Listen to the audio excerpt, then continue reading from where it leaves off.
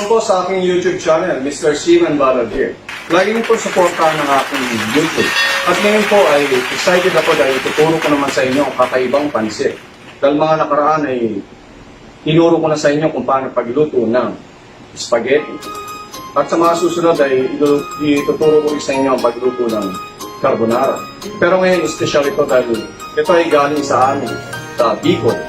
Ito ay tinatawag na Pancit Bicol or mas kilala sa Pancit Bato. Ngayon po ay umpisa na natin ang pagluluto.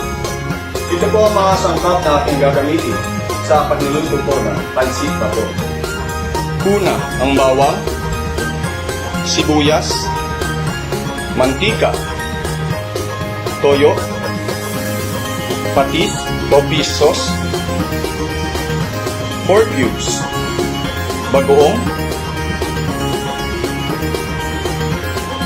oyster sauce, paminta,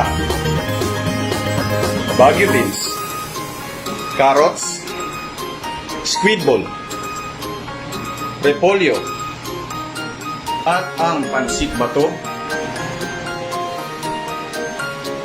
At ang pinaka-main ingredients ay gagamitin natin ay manok. Simulan na natin ang pagluluto. Ngayon guys, umpisa na natin ang pagluluto. Lagyan na natin ang mantika.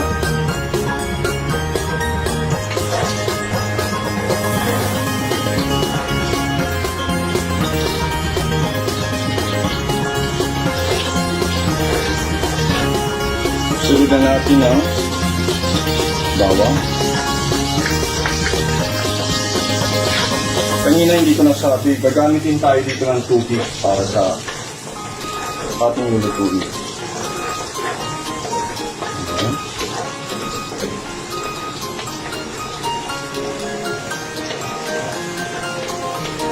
Sunod na natin ang sibuyas.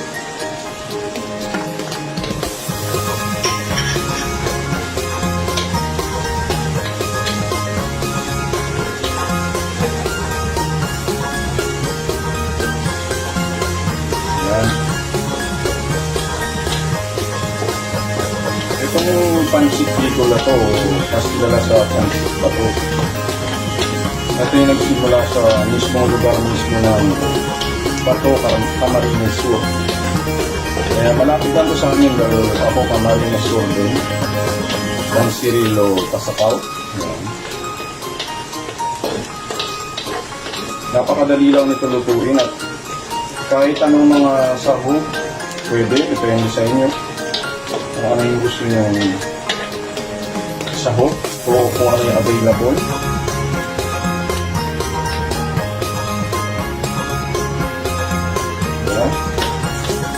Maya pag nag-brown na ng konti, isunod natin yung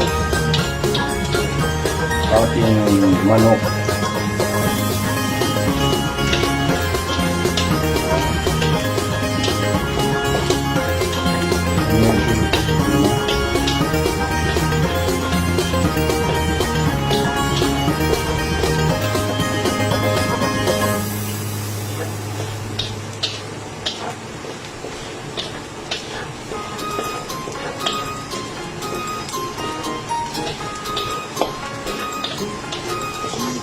Yan, medyo nag-brown na. Pwede na natin sunod yung manok natin.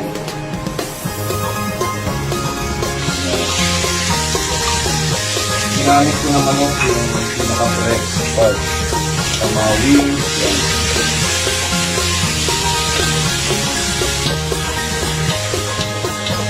Yung ibang style nila pinapakuluto para maging broth yung chicken broth yung bawang niya para sa hululaan. Pero ako isahan na lang. Yan, antayin lang natin yung maluto-luto.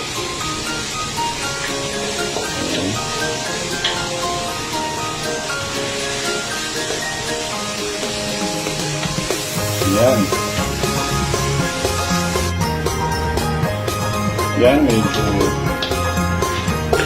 maluluto na siya. Antayin lang natin siyang maluto. Lagyan na natin yung ibang may mga toyo, yan. Oyster sauce.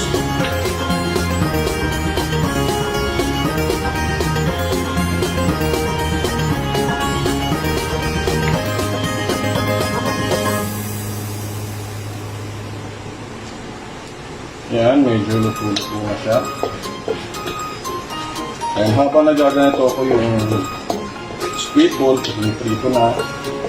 Tapos yung tubig, nagpapakulo na, lalagyan ng chicken cubes para may broth siya. Chicken broth. Lagyan na natin yung toyo.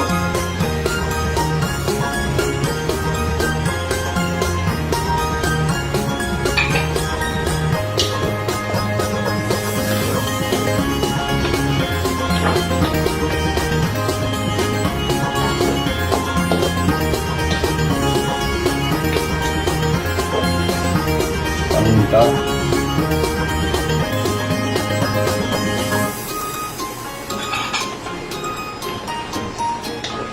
Kung gagamitin nyo sa hog, depende. Yung karne na gagamitin nyo, pwede namang baboy, pwede namang hipon. Depende kung saan nyo swak yung budget. Hindi nyo ilagay nyo. Yan.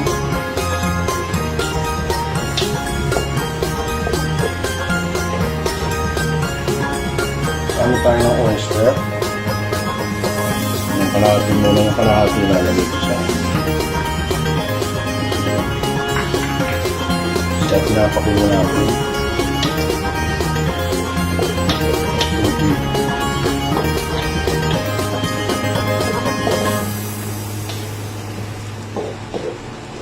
Yan.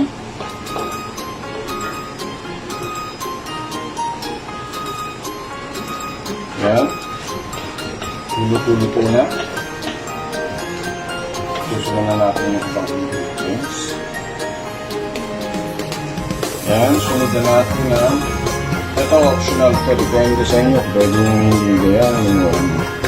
Yan. Bagoong.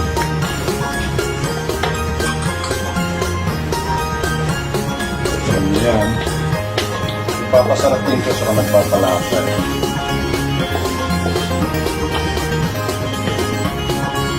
Yan, lagyan natin ng isang basong tubig muna.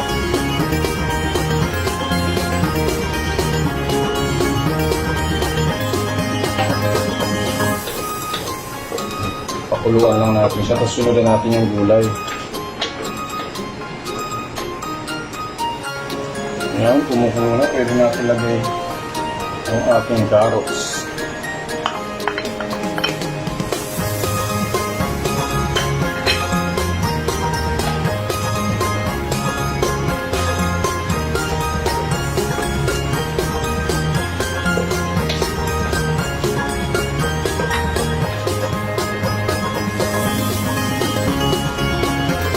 Yan. Sunod na natin ng beans.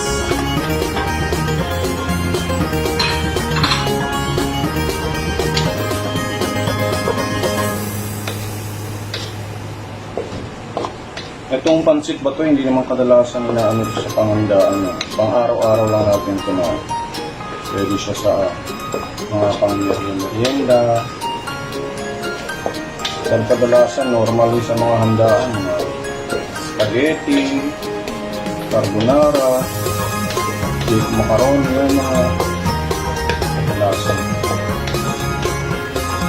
Pero ito, swak na swak sa budget ko. Talagang mas tipid din.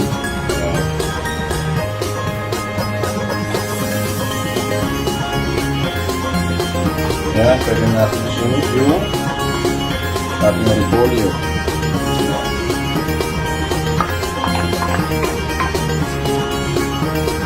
Kaya sa tawa ako naggalong luto para mas nakakabuhay luto. Mas madali mong mahalo.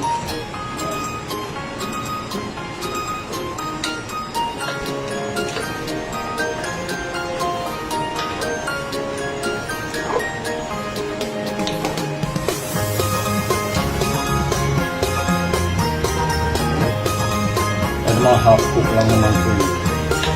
Kailangan luto yung natin. Mga gulay.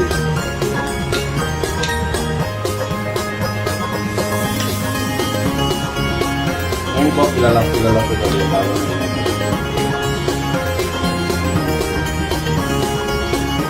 Ito yung talagang pinakaano. Kaya pwede nang pag-isip ko sa inyo kung ano pa. Konti lang.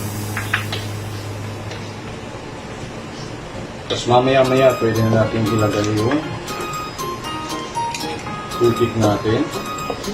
Yung chicken broth.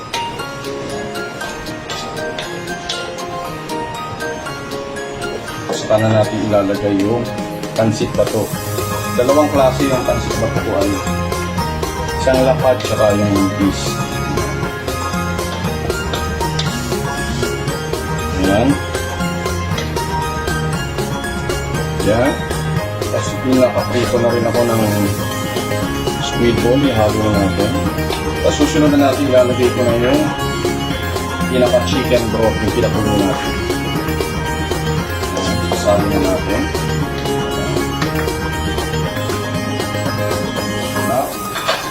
Diba?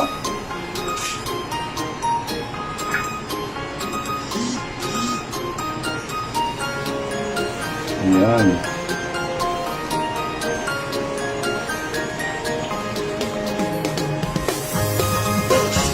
Lalagay na natin yung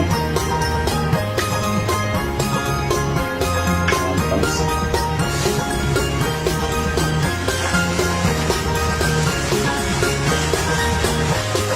Kung inuna ko muna itong ano dahil mas ano itong lutuin. Mamaya sisip-sipin na yun. Susunod na natin yun.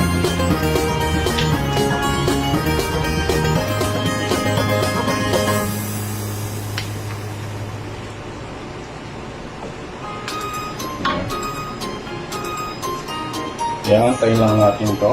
Maya-maya susunod na natin yung isa. Yan, susunod na natin yung isa.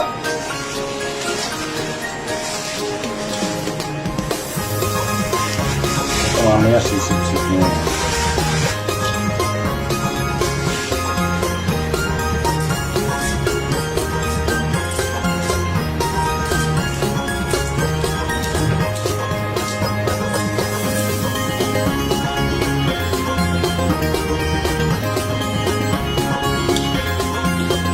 Iba naman tayo ng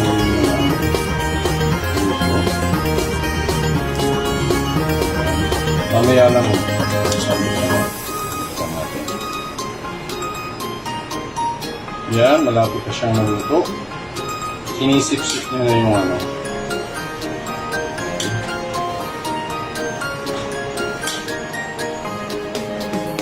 Pero yung ibang way kasi nakaseparate yung